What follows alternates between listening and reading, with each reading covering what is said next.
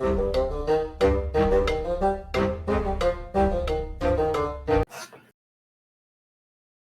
and welcome to the Creaky Curious. I'm a Monk, and today I am joined by Gavin, a co-founder of the Critically Curious. He's jumping back in the channel. We're going to be starting a brand new series here on the channel. Once a month, we're going to be releasing our very own podcast where we chat about the general state of gaming and whatever happens to jump into the subject that time.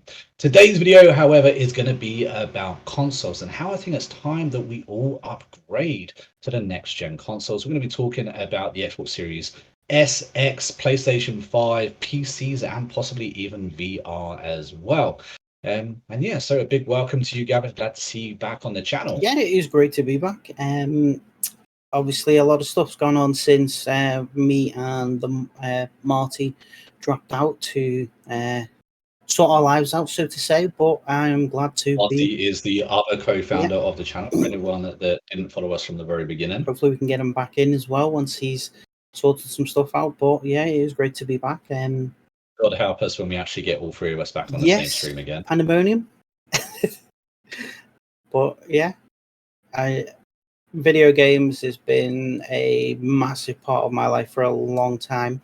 I mean, it's a massive part of everyone's lives nowadays, especially during lockdown. We had so much more time to play. Did you know that the gaming industry is now bigger than both the movie industry and the music industry combined? It's kind of insane how gaming's gone over the last few years. That doesn't surprise me. I mean, a lot of people never really wanted to get into gaming. A lot of people thought it was, geeks, or it's sort of a niche thing to be enjoying. But some people who dip their toes in it have realized that it's like when we only get one life. We're here for a very short amount of time, but you can jump into a video game and you've got multiple lives. You can live it how you want. You can, Skyrim, for example, you can go through the whole game being an absolute bad guy and destroying everything, or you can go through it being the nicest guy you can be and being good to everyone. So you can live. You know what's kind of funny about that? It reminds me of Knights of the Old Republic. Okay. Absolutely love that game. For anyone that doesn't know, it's a Star Wars game.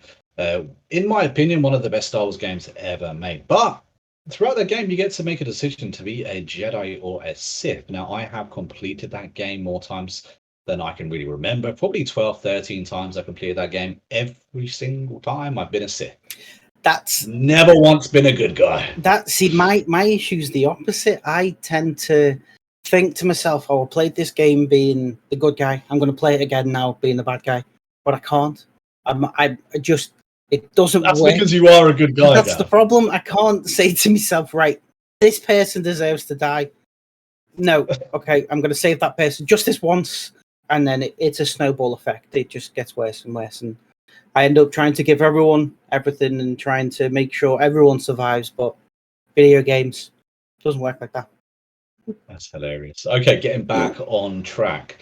So the old gen consoles, I think many of us were in the same boat when it very first launched. That I didn't really see the point of upgrading at the time. I really didn't. I mean, despite the fact that I had an Xbox Series S almost since release, I really didn't think we needed necessarily to upgrade. The Xbox One for me worked very, very well, although there were obvious issues. Now time's gone on. Now the gaming industry is now solely releasing games on next gen consoles. I mean, if that's not the biggest, green flag for buying a new gen console, I don't really know what it is. The processing power alone is much more on newer gen consoles, and I think when they first came out, there wasn't many games which utilized that. There wasn't many games which you would see the benefit if you played on next gen. Whereas now, I mean, how long's it's been out? 2 years maybe that the next gen's been out now? More, I think. Probably about that now. Yeah. So I mean, the library has gotten bigger and bigger, and like you said, there is now only games that are coming out for next gen that will only work. Yeah, I mean, it's actually quite worrying. I have a list of games that are just coming out on next gen only. Redfall's obviously already been out. We got Starfield coming out soon. Street Fighter 6, Avowed, Fable, whenever that drops, is only going to be next gen. Final Fantasy 16 is only available on PlayStation 5. Forspoken. I mean, the list goes on and on and on. Not to mention Arc 2, that comes out possibly next year, Yeah. but they're re-releasing or remastering Arc itself. Now, when they do that, they're shutting down all official servers, and it's only going to be the next gen console players that actually get a chance to play it. The 1.5 Ark Survival Ascended.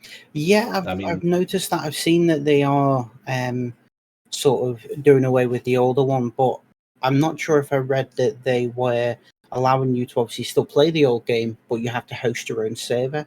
So I think, so yeah, if yeah, you're on PC unofficial, or if you're doing your own Dedi server, yeah, then that's fine. But if you all want to the benefit official, from it, yeah, all the officials being shut down for just next gen only Arc 5 or Ascended. yeah. And it seems to be that I don't think that is an isolated incident. I think that's going to be happening more and more. Yeah, I mean they did it with look at Grand Theft Auto. That's been out for a few years. They once they released it on the Xbox One and the PS4, they sort of moved away from it from the 360 and the PS3, and then they got to a point where they were like, we're no longer updating it, and the online is finishing, and then Was GTA it's no, was yeah, GTA on the Xbox 360? GTA released on the 360.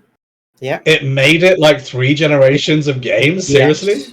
Yeah. We Wow, I used to would know have that. Grand Theft Auto. What I think it was once every 3 years, maybe four, and then we get a new GTA. But as soon as they realised that they could make more money from the in-game sales, so the shark cards and things like that, and the online aspect, I think they've hit the nail on the head and thought we're making a lot more money doing it this way. So they re-released it on every console. And me being the person I am, I have bought it now on every console. I bought it on the You Xbox would. multiple Right. times, which is Yes. the issue.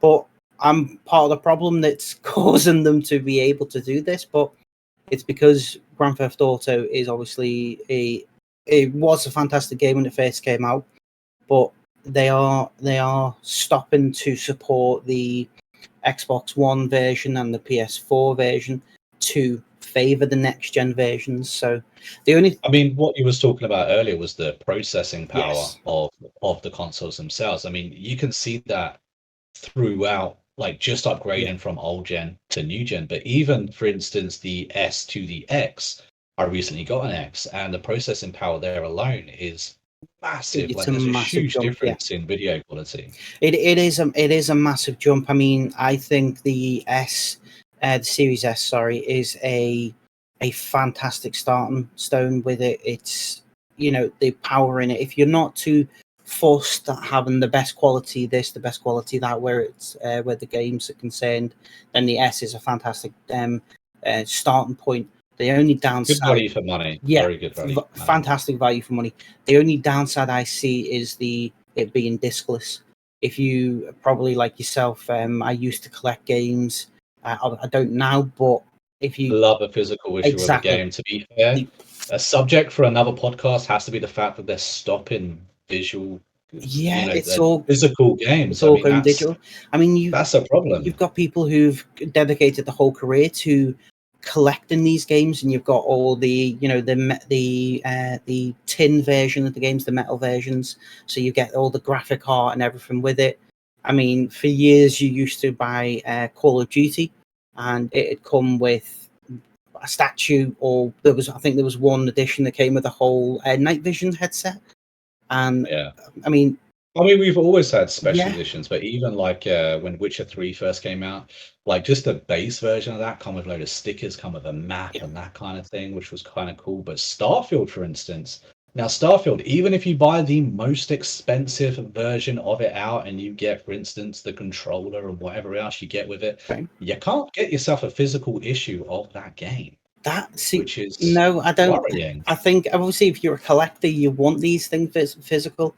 I Absolutely. mean, Yeah, like you I'm were one of saying those. with the maps in the game boxes, that was something we all used to put on our walls when we were playing games and be like, "Oh, this is where I Yeah. need to go." But nowadays, it's all app based, or you've got to go. You've got to have a computer next to you so you can view these maps, and it's.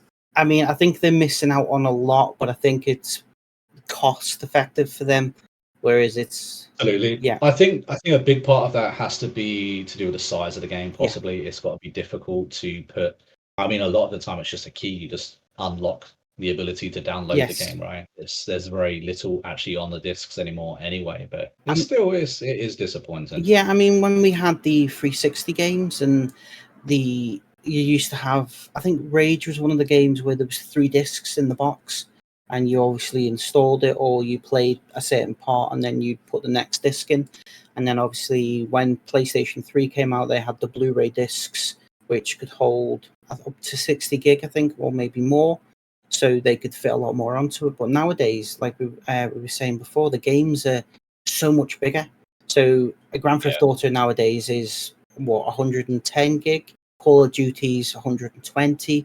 Arc, I think, is possibly more. 150 Yeah. So possibly. you've Yeah, got I've games. recently re-released, recently re-downloaded it, and Yeah. it's absolutely massive. And if you say live in countries where your internet is still metered, so you're paying for a certain amount of data, when you're downloading them games, you're going to be, you're going to be stuck. You're going to have to download games between, say, months, because Yeah, I mean, problematic. yeah, if you're lucky enough to live in the likes of the The UK, thing is, though, the places, size of a game yeah, doesn't necessarily mean how good it is, does no, it? I mean, not we've at said all. this many times before. I mean, when you were talking about your game having 3 different discs, it reminds me of Final Yeah, Fantasy, one of the best games of all time. And the game's probably what, a gigabyte, large. yeah, It's such a small game, but yet it's so deep. There's so many different mechanics involved in so it. much story in it. Um, There's it's the yeah, graphics, though, isn't it? The it's graphics take up so much room. you've got a lot of people nowadays who decide that graphics has to be the be all and end all. If the game's graphics don't look fantastic, then the game's terrible. But we've had massive success from the likes of Terraria, from Minecraft. That's just blocks, and Yeah, that is a Minecraft's got to massive, be a big massive call. franchise. Yes, you can add mods to it. You can make the game look more realistic, but I think that Minecraft's actually helped the gaming industry in a big way because yes, I think it's reminded people that it's the game that yes, matters, not what it it's looks yeah. like. I mean, nowadays it's kind of like a kind of a gimmicky thing, right? So, oh, it's Minecraft looking, but I do think that in a big sense of it has helped people realize that it isn't necessarily the graphics of a game that make a game good. No, I mean, look at the example of was it Cyberpunk 30? I can't. Cyberpunk, yeah, Yeah, Cyberpunk that looked fantastic. The trailers looked fantastic. The game broken. wasn't great, but it was broken. It was released too early. But do you think that that was because it was released on the old gen I consoles? think they're very limited. Because Yeah, Because I think that's a big part. I mean, I play a lot of games on my channel. A lot of these are big, 4X games, very complicated games, and I get a lot of people telling me that, it's not working, they can't load it, they can't save it, they've lost saves. And a lot of the reasons, unfortunately, to all of these is because they're playing on the older gen yeah, consoles. They're playing on the Xbox One, or they're playing on the PlayStation 4, or they're actually streaming it straight off Game Pass. I mean, yeah. Because you can it's stream now, it's a can't you? huge, yeah, it's a huge problem, and it's it's only happening because they're playing on these consoles because those old gen consoles don't have the processing power Yeah. that the new gen consoles do. I mean, it's an uphill battle with it, because we've got developers who are building games for the better consoles to make them run better. I mean, PCs, unless you've got a really beefy PC, a lot of the graphical options you're going to have to either turn down or set to what you class as passable. But a lot of the games, like with Cyberpunk, there was a Batman game out a few years back which they ported over to PC. But if they when they did that, it was terrible, because it was a port rather than it was designed for the computer. These a lot of people nowadays are designing just for the console, and later down the line we will eventually put it on PC. Yeah, but Like, I mean, a lot of a big thing for me, like why I love the next gen consoles, is because what I've noticed over the last couple of years is a lot of the PC games, a lot of the strategy 4X mhm, games, they're now coming over to console for the very first time, some of them. Now, I've been a console gamer for most of my life, and what I love the most is these strategy games, but we've been so lacking in strategy games. that it's really nice to see, like Age of Wonders, Crusader Kings 3, Mountain Blade Bannerlords. All these games have come from from PC, or given us the ability to now have them on console, which Yeah. is great to see. It's, I mean, what you've got, like you were saying with Bannerlords, if you can have battles in that where you've got hundreds of people on the battlefield, and trying to get that to run on an older gen console it's obviously really difficult for some of the developers. Yeah. So with the next gen consoles, which is so much more computing power, so much more processing power, even the hard drives that are a lot faster than your original older hard drives, it does Yeah. help, and it is beneficial to port these games back onto the console. I see that Yeah, quite a lot throughout the Discord, throughout the Facebook fan group, throughout the comments within my videos. I have a lot of people that always comment telling me that they're having issues with Mountain Blade Bannerlords or Crusader Kings 3. And unfortunately, the reason they're having those issues is because you're playing it on the older gen yeah, consoles. And it sucks to say that, it really does. The game should run, if it's released on one of the older gen consoles, the developers should run it, or should have yeah, fixed it in a way where it's actually works adequately for yeah. them. I think a lot of games nowadays should be play tested on each console that it comes out on. I mean, obviously, it's going to be something difficult for developers to do, but I think instead of Well, receiving, it used to be a big thing, didn't yeah, it? Having Q&As and game testers used to be a huge thing in oh the yeah, gaming industry. I think that where the funding, or some of the funding perhaps, has dropped from them, because now gaming's so wide, you get so many people doing it. The games are getting released a lot earlier, yes, without that testing. I mean, I'd done some of the testing myself for Empire of Sin, yeah, and that should have probably been done before release entirely. yeah. I mean, you've got people who are early testers and people who used to work for. I mean, I had a friend who used to work for Sony, and he was a Q&A tester. I'm pretty sure he doesn't do it now, but nowadays the companies will release them as early release. So if anything happens in them, you still pay.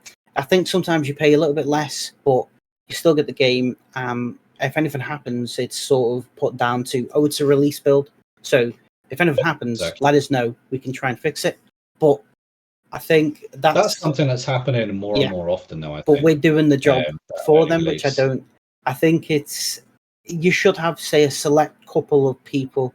You've got to have people who are honest. You've got to have people who aren't just fanboys for that console, and no matter what someone says that's amazing, that's got to be fantastic. You've got to have people who are optimistic, who aren't scared to say this game is not good on this console, this game is not good on Yeah. that PC. So, and again with the PCs, everyone's PC is very different. You build it to your So when it specification. comes to the PC, Yeah, as you just mentioned it, would you recommend people get the new gen console or a PC? Because a lower end PC can cost as much as one of these, PlayStation 5 yeah. or an Xbox Series X. I think depending on your play style, if you were to ask me, say, 2021, 2022, when we had the GPUs, which were stupidly priced because of the crypto mining, that wasn't worth it then. I think I would have hands down said console all the way. However, depending on the person nowadays, because PCs are getting a lot more cheaper to buy and build, it depends on the person.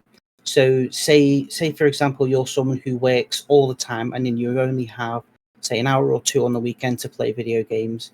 I think a PC wouldn't be as good for a person like that, because sometimes when you turn the PC on, something's updating, something's doing this, you've got so many other things to go wrong. Whereas when you've got a console, you turn it on, you do the update, you carry on. It's sort of That's exactly why I like it. yeah, it's sort It's of just plug it's and just a play. casual It's gaming yeah, experience. you don't have to worry about. I mean, with my PC, I don't have to worry that one of my fans aren't spinning, so it's heating up something, or the GPU's not working properly, so that's going to end up failing. Or I mean, plenty of times I've had hard drives just die on me for no reason, and it wasn't like I don't overclock my PC.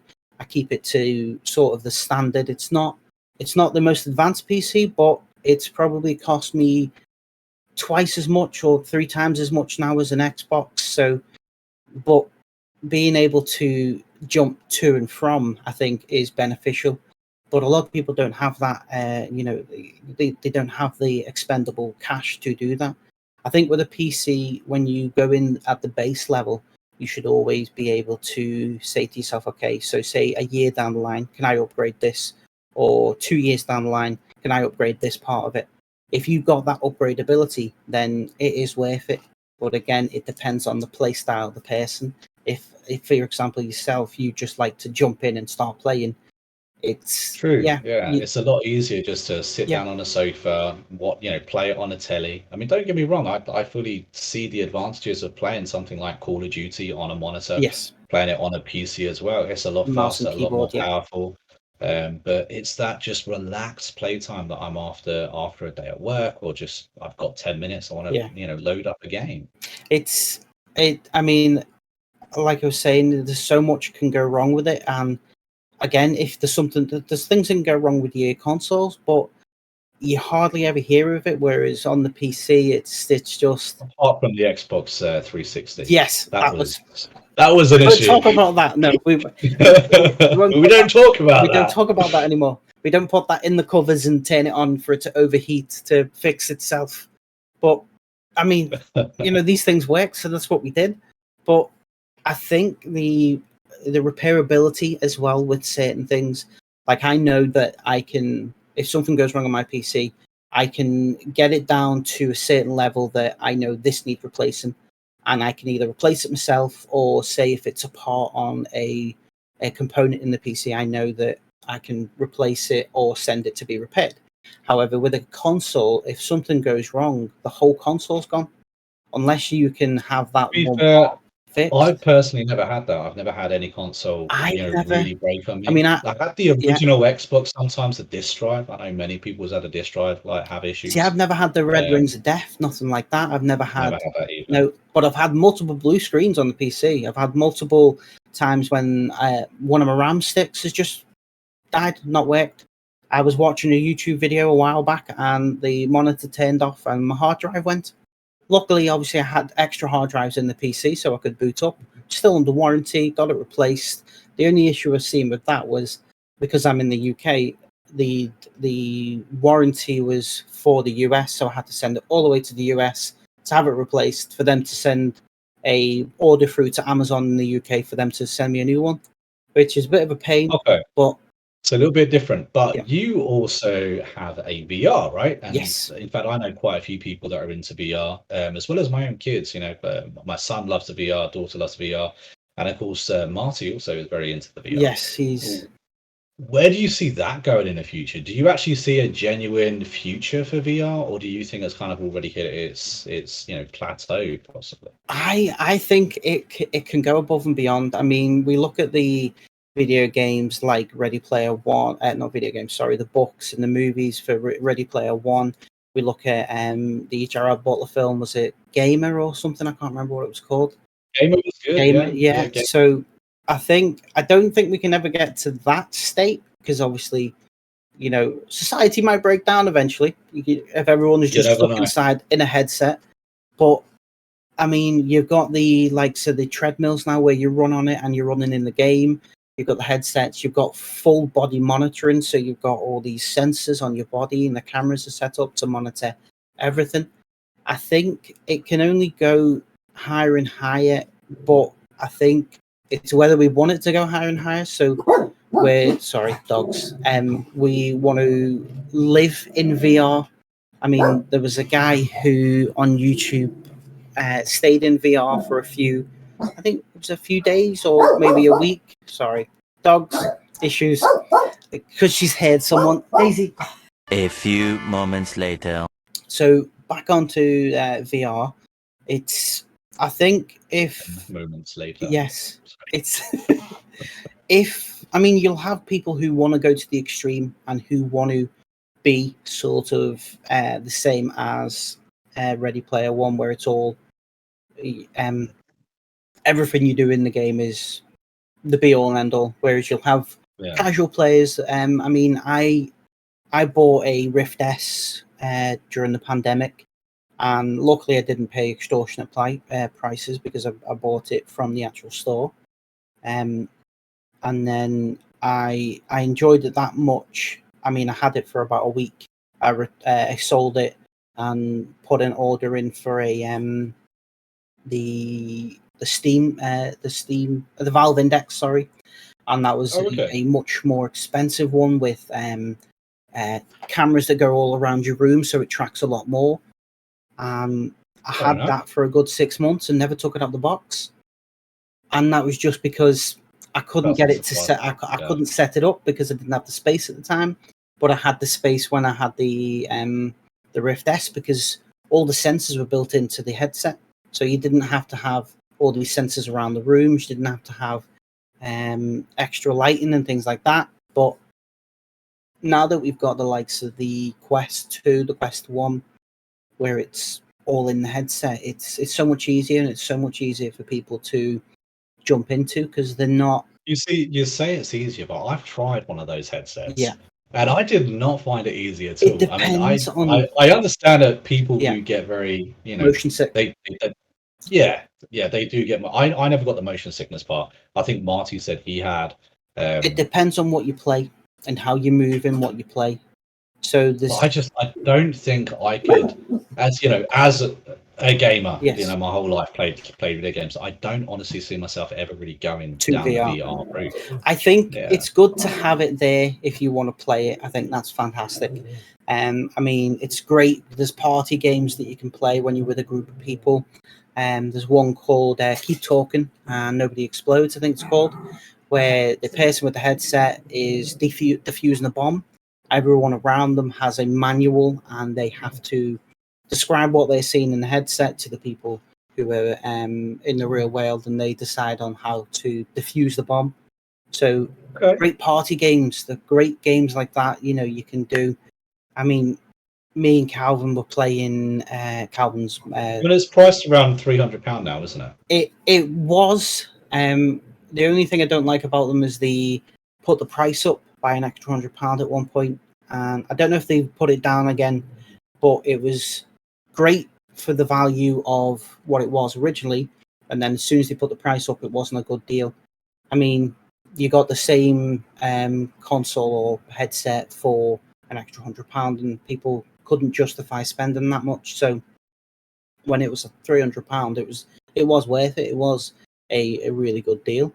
I mean, I think something that I'm looking forward to actually trying, something that I haven't actually tried, which there isn't a lot at this point. I've got most of the consoles, but would be a Steam Deck. I mean, I've heard good things yes, about Steam Deck and that merging kind of that handheld in with Steam games, PC games, and then being able to use that on a monitor as well. I think that's yeah. very exciting, and I'm looking forward to actually looking at I that. think the Steam Decks are for a certain niche of people.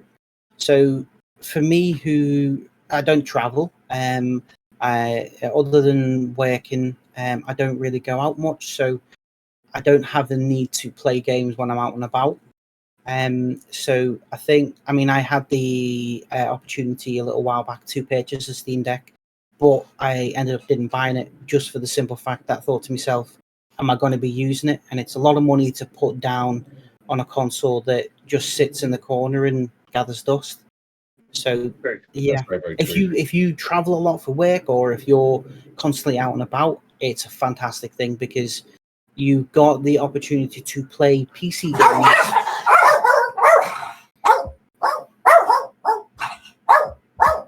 I need a room where I can just box them off. More moments later.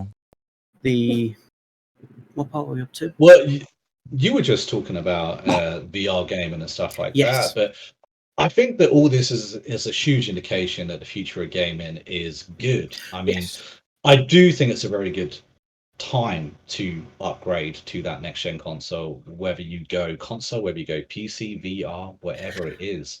I think that there's so much available to yeah, us, and I'm looking forward to seeing what comes out yeah. next. I think with the affordability now of the Series S, I mean, whether you buy it brand new or pre-owned, I mean, I bought my Series X pre-owned. It didn't cost me an arm and a leg, but if you can afford to go brand new, go for it because you've got the security and the knowing that if anything goes wrong, you've got your warranty. Maybe you've got house insurance or whatever to cover that. But some people just it's a big expense to put down, especially if you have multiple kids or there's multiple people in the household.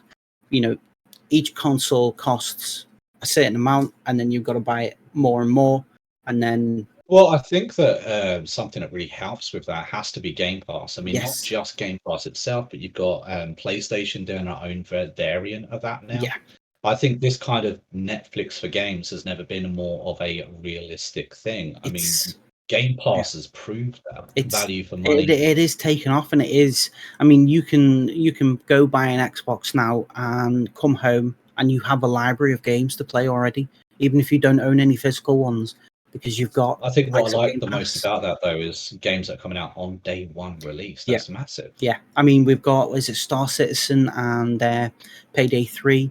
They're coming straight to Game Pass on the day of Starfield, release. Yeah, Starfield. Sorry, yeah. Starfield.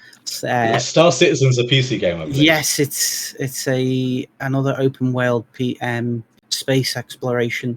But again, that was But you are right. released. Those games Yeah, are coming out day one release, which is a yeah. huge thing. I think that attracts people to the likes of Game Pass and value for money. I think Xbox Game Pass beats PlayStation at the moment. I think Well, PlayStation have said they're not doing day one uh, releases for a start, so I think that that's where Xbox gets you because anything Bethesda do, for instance, for the future is coming out day one on Xbox Game Pass for the price of the Game Pass itself. You know, exactly. I mean, whether it's spending an extra £70 that games are costing nowadays, or continuing with your subscription that costs £13 a month to play that game on release day, it's a no-brainer because you're getting, instead of just getting that one game on release day for the £70 that it costs, or the $80 or whatever it is in American or any other currency, you're paying the bare minimum and you're getting more than just that game. You're getting everything with it, and you're also yeah. getting your subscription to play online, which again, Well, I just want to say a big thank you yeah, to you, Gavin, for coming back on the channel. I really appreciate it, buddy, and I'm looking forward to the continued series. See what subject we talk about next month, yeah. that is. Any, But any guys, if you suggestions that let us know and we can talk about them as well.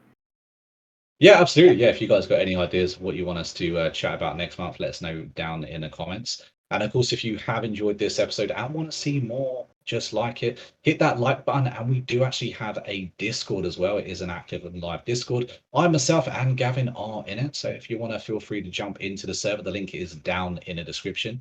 But until next time, I've been a monk. I've been Gavin. He's been Gavin. And I will see you in the next video real soon. Until then, take it easy and happy gaming. Yeah.